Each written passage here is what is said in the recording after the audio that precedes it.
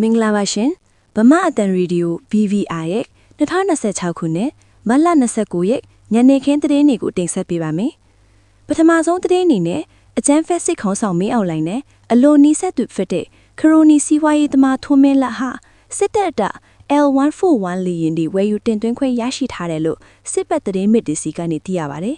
ထွန်းမင်းလက်ဟာ2022ခုနှစ်အတွင်းကထိုင်းနိုင်ငံမှာမူရစ်ဆေးဝါးမှုငွေကြီးခွာချမှုတွေနဲ့ဖမ်းဆီးခံခဲ့ရပေမဲ့လည်းတစ်အထောက်ထားမလုံလောက်ဘူးဆိုပြီးပြန်လည်လွတ်မြောက်လာခဲ့သူဖြစ်ပါတယ်။လက်ရှိမှာတော့သူပိုင်ဆိုင်တဲ့ Star Sapphire Group Company ကနေတဆင့်စစ်တပ်အတွက်လေယာဉ်တွေတင်သွင်းပေးနေတာဖြစ်ပြီးအခုချိန်ထိလေယာဉ်9စီးခန့်တင်သွင်းပြီးစီပြီလို့သိရပါတယ်။ဒီလေယာဉ်တွေကိုအရက်ပတ်သုံးဖို့ဆိုပြီးတင်သွင်းနေတာဖြစ်ပေမဲ့တကယ်တမ်းမှာတော့စစ်တပ်ကလက်နက်အားကိုနဲ့အသုံးပြုဖို့စီစဉ်နေတာဖြစ်ကြောင်းဝေဖန်မှုတွေထွက်ပေါ်နေပါတယ်။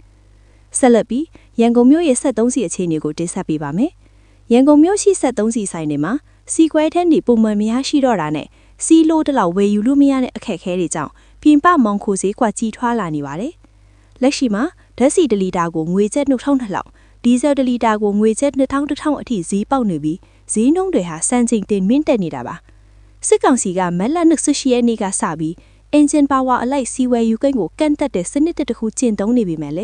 ေပြီးသူတဲ့အနေနဲ့စီဆိုင်တွေမှာနာရီပေါင်းများစွာတန်းစီဆောင်ဆိုင်နေရဆဲထက်ပါတယ်။ဒီလိုစီစည်းနှုန်းမြင့်တက်မှုဟာအခြေခံလူတန်းစားတွေရဲ့တည်ယူပို့ဆောင်ရေးနဲ့စားဝတ်နေရေးအပေါ်ရိုက်ခတ်မှုအလွန်ကြီးမားနေလို့ကမ္ဘာအစားနဲ့ရိခအဖွဲ့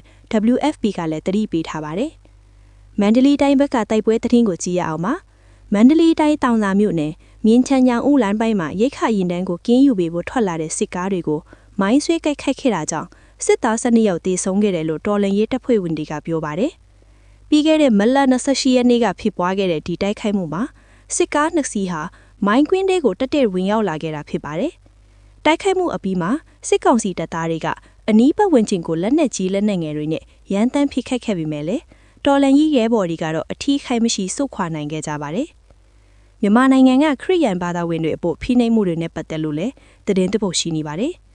မြန်မာအရေးတူးတိုင်နာအဖွဲ့ BI ဟာအမေရိကန်နိုင်ငံသားရေးဝန်ကြီးဌာနကိုတွားရောက်ပြီးမြန်မာစစ်တပ်ကခရစ်ယာန်ဘာသာဝင်တွေအပေါ်ကျူးလွန်နေတဲ့ရက်စက်မှုတွေကိုစစ်ရာဇဝတ်မှုအဖြစ်သတ်မှတ်ပေးဖို့တိုက်တွန်းလိုက်ပါတယ်။ဒါအပြင်ဒေါ်အောင်ဆန်းစုကြည်နဲ့သမ္မတကြီးဦးဝင်းမြင့်အပါအဝင်မတရားဖမ်းဆီးခံထားရသူအားလုံးကိုချက်ချင်းလွတ်ပြတ်ပေးဖို့လည်းထပ်မံတောင်းဆိုထားပါတယ်။ပဲခူးတိုင်းဘက်ကတော့တရားဝတီအကျဉ်းထောင်တွေကနိုင်ငံရေးအကျဉ်းထောင်တွေဟာပြီးခဲ့တဲ့2025ခုနှစ်မတ်လ28ရက်နေ့ကလှုံရှားခက်ရရဲ့ငလေးဘေးကြောင့်တေဆုံးသွားသူတွေကိုရည်စူးပြီးဘာသာပေါင်းစုတောင်ပွဲတစ်ခုကိုပြုလုပ်ခဲ့ကြပါတယ်။အကျဉ်းထောင်အတွင်းဖိနှိပ်မှုတွေကြားထဲကနေမြန်မာနိုင်ငံအတွင်းကြားရောက်ခဲ့တဲ့ပြည်ဒုက္ခတွေအတွက်အခုလိုစူပေါင်းစုတောင်းခဲ့ကြတာဖြစ်ပါတယ်။အေရဝတီတိုင်းမြောင်းမြမြို့နယ်နဲ့ပဲခူးတိုင်းအုတ်တွဲမြို့နယ်တို့မှာတော့အချုပ်ရဲအမှုတွေနဲ့အနေထင်းရဲတွေပူးပေါင်းပြီးလူငယ်တွေကိုစစ်မှုထမ်းဖို့နှီးမျိုးစုံနဲ့ဖမ်းဆီးနေတယ်လို့ငွေကြေးတွေကိုလည်းအတင်းအဓမ္မကောက်ခံနေတာဖြစ်ပါတယ်။ဒီလိုဖိနှိပ်မှုတွေကြောင့်ဒေတာလူငယ်တွေဟာရွာတွေမှာမနေရတော့ပဲဘေးလွတ်ရာကိုထွက်ပြေးတိရှောင်နေကြရတယ်လို့သိရပါတယ်။ဆက်လက်ပြီးကလေးခန့်ကောဒေတာကတော်လှန်ရေးအင်အားစုတွေဖြစ်တဲ့ CDF KKG ကလည်းစစ်အာဏာရှင်စနစ်ကိုအမြင့်ပြတ်ချေမှုန်းနိုင်ဖို့အတွက်အရွယ်ရောက်သူအားလုံးစစ်မှုထမ်းတာဝန်တွေမှာပူးပေါင်းပါဝင်ကြဖို့တိုက်တွန်းနှိုးဆော်ချက်ထုတ်ပြန်ထားပါတယ်။သူတို့အနေနဲ့တော်လှန်ရေးအင်အားစုတွေကြားညီညွတ်ရေးကိုအလေးထားပြီးဘုံရန်တို့ကိုအောင်နိုင်ဖို့အတွက်ဆက်လက်ကြိုးစားသွားမယ်လို့ဆိုပါတယ်။ဒီကနေ့ရဲ့ထိပ်တန်းသတင်းတွေမှာတော့ရခိုင်ပြည်နယ်စစ်တွေမြို့မှာတိုက်ပွဲတွေပုံမပြင်းထန်လာနေတဲ့အခြေအနေအတူစစ်ကောင်စီဘက်ကရန်ကုန်ကနေတဆင့်စစ်အင်အားနဲ့ရဲအင်အားအလုံးအရင်းဖြည့်တင်းနေတဲ့သတင်းကစိတ်ဝင်စားစရာဖြစ်နေပါတယ်။ဒေတာကန်သတင်းရင်းမြစ်တွေအဆိုအရပြီးခဲ့တဲ့မတ်လ20ညပိုင်းကစပြီးရန်ကုန်ကနေစစ်တွေမြို့ဦးတင်းမောတွေနဲ့စစ်ကောင်စီတပ်ဖွဲ့ဝင်အင်အား9လလောက်ရောက်ရှိလာခဲ့တာပါ။အဆိုပါအင်အားတွေကိုတော့မြို့ပေါကရဲတရင်36နဲ့တရင်နဲ့စစ်နဲ့မှာခွဲဝဲချထားပြီးစစ်တွေတက်ကတူနဲ့လေရင်ကွင်းအနီးနားဝန်းကျင်မှာလည်းလုံခြုံရေးတင်းကျပ်ထားတယ်လို့သိရပါတယ်။တစ်ဆက်ထဲမှာပဲတနင်္သာရီတိုင်းဘက်ကသတင်းကိုကြည့်ရအောင်ပါ။တနင်္သာရီမြို့နယ်တကူကြီးရွာအုပ်ရွာမှုအသွဲမှာရှိတဲ့ရွာမရွာကိုစစ်ကောင်စီက Kamikaze drone တွေအသုံးပြုပြီးဘုံကျဲတိုက်ခိုက်ခဲ့ပါတယ်။ဒီတိုက်ခိုက်မှုကြောင့်လူနေအိမ်တချို့ထိခိုက်ပျက်စီးခဲ့ရပေမယ့်ကံကောင်းထောက်မစာပဲမိဘပြည်သူတွေထိခိုက်ဒဏ်ရာရတာမျိုးတော့မရှိခဲ့ပါဘူး။တော်လှန်ရေးတပ်ဖွဲ့ဝင်တွေရဲ့အဆိုအရစစ်ကောင်စီဟာအနီးပတ်ဝန်းကျင်မှာ drone ထန်းလန့်တွေပေးနေပြီးအခုလိုကျေးရွာတွေကိုစမ်းတက်တိုက်ခိုက်နေတာဖြစ်တယ်လို့သိရှိရပါတယ်။စကိုင်းတိုင်းနဲ့မန္တလေးတိုင်းနယ်မြေတလက်တလုံးမှာအခြေအနေတွေကိုတင်ဆက်ပေးခြင်းပါတယ်။ထီးကျိတ်မြို့နယ်နဲ့ တကောင်းမြို့နယ်အတွင်းမှာနယ်မြေတချို့ကိုစစ်ကောင်စီကပြန်လည်ထိန်းချုပ်လိုက်ပြီးအချုပ်ရေးရန်ထနာတွေပြန်လည်ပတ်လှည့်နိုင်ဖို့ကြိုးစားနေပါတယ်။အထူးသဖြင့်တရုတ်အစိုးရရဲ့ဖိအားကြောင့်မြောက်ပိုက်မဟာတိုက်တုတွေကနောက်ဆုတ်ခဲ့ပြီးနောက်ပိုင်းမှာစစ်ကောင်စီကဒေသခံတပ်ဖွဲ့ဝင်တွေစီကနေနယ်မြေတချို့ကိုပြန်လည်သိမ်းပိုက်ခဲ့တာဖြစ်ပါတယ်။လက်ရှိမှာတော့စစ်ကောင်စီဟာစာတင်ကျောင်းတွေနဲ့ဆေးရုံတွေကိုပြန်လည်ဖွင့်လှစ်ဖို့ကြိုးစားနေပေမဲ့ဒေသခံလူထုရဲ့ပူးပေါင်းပါဝင်မှုကတော့အလွန်နည်းမိနေတယ်လို့သိရပါတယ်။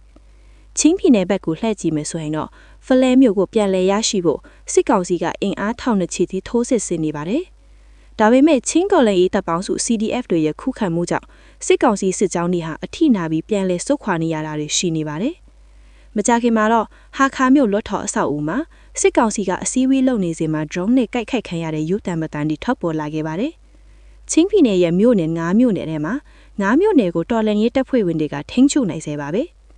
နိုင်ငံတကာသတင်းကဏ္ဍမှာတော့ယူကရိန်းသမ္မတဇလန်စကီဟာကာတာနိုင်ငံကိုတွားရောက်ပြီးကာကွယ်ရေးဆိုင်ရာပူးပေါင်းဆောင်ရွက်မှုသဘောတူညီမှုတွေကိုလက်မှတ်ရေးထိုးခဲ့ပါတယ်။အထူးသဖြင့် drone နည်းပညာနဲ့ခင်မီလက်နက်စနစ်ထုတ်လုပ်ရေးမှာနှစ်နိုင်ငံပူးပေါင်းဆောင်ရွက်သွားမယ်လို့ဆိုပါတယ်။အလားတကောင်ပဲအီရန်နိုင်ငံကလည်းသူတို့ရဲ့တက္ကသိုလ်တွေတိုက်ခိုက်ခံရမှုအတော့လက်စာချီဟိုဆိုပြီးဒေသတွေမှာအမေရိကန်နဲ့အစ္စရေးစစ်တပ်တွေကိုတိုက်ခိုက်သွားမယ်လို့ပြင်းထန်တတိပေးလိုက်ပါတယ်။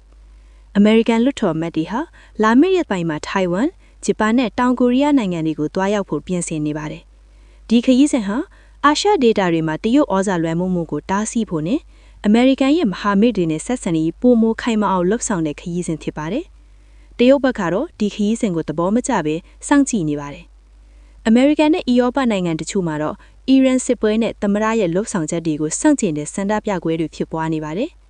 အမေရိကန်ပြည်နယ်90လုံးမှာရှိတဲ့မြို့ကလေးကြီးတွေမှာ